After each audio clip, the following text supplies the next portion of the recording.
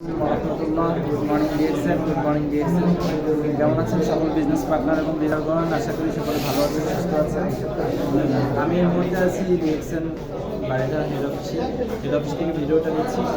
business partner এবং ডিলারগণ আমার আশেপাশে দেখতে পাচ্ছেন অসংখ্য বিজনেস পার্টনাররা এখন অফিসে বিজনেস করার জন্য নিজের ইউজের মাল ক্রয় করার জন্য জরুরি যে প্রোডাক্টগুলো দৈনন্দিন জীবনে লাগে, সাবান, শ্যাম্পু, টুথপেস্ট, কসমেটিক্স আইটেমগুলো, অর্থাৎ বর্তমান কেমিক্যালের যুগে যখন মানুষ 90%